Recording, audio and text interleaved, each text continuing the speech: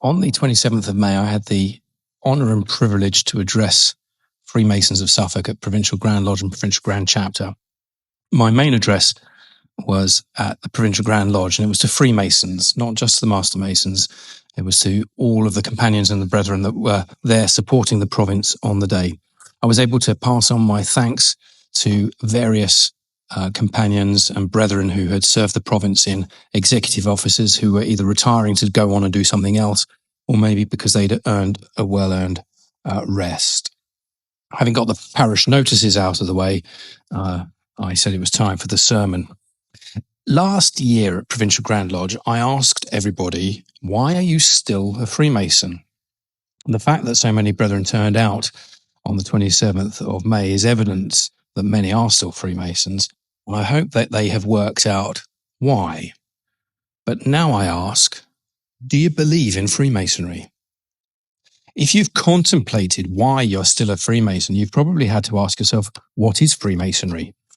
Is it the United Grand Lodge of England, Grand Lodge itself, or the provinces of which we're members? Is it the lodges or our chapters? But at once you can tell that Freemasonry is not any of these things, but those are the structures which provide access to Freemasonry and that teach it and support it. Now consider, if you will, the world in which you exist. Together with the great architect of the universe, you are the center of your world. Without you, your world would not exist. Within your world, you are well aware of Freemasonry. You may be a master of our rituals and ceremonies, or a confused apprentice trying to work out our ways, more likely somewhere in between. But the fact that so many brethren turned out to Provincial Grand Lodge is proof that the support of the provincial structure of Freemasonry, and I was happy to assume that many support their lodges and chapters as well. And to the extent that they don't already, I encourage everybody to support Grand Lodge and Supreme Grand Chapter, not least because in Suffolk we're very fortunate to be just a short train ride away from London. It would be great if everybody could visit Grand Lodge or Supreme Grand Chapter at least once a year, especially for the Grand Officers.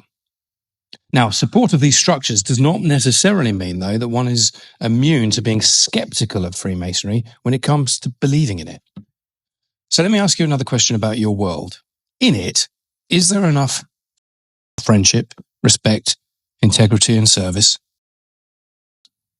Now, I hope that your wants and needs are satisfied by the world that you've created, and that any imbalance that might exist from time to time can be settled, perhaps by the work and the socializing you do in your lodges or chapters.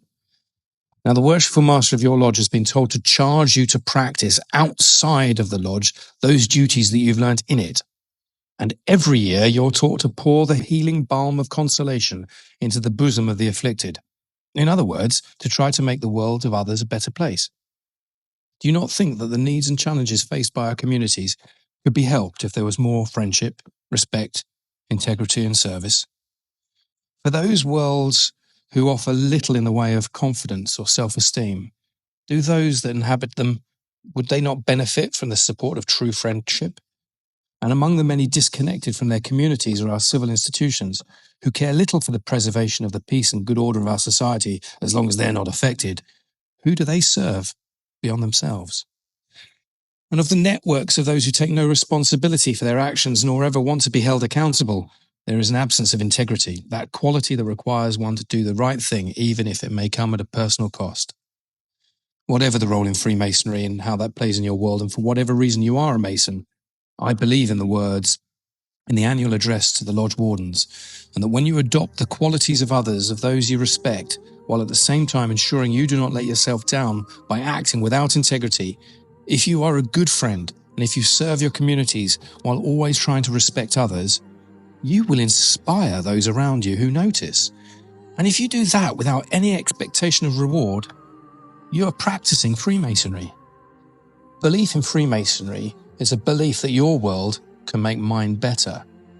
As a Freemason, you can change the worlds of those around you. Freemasonry can change the world. Spread the word.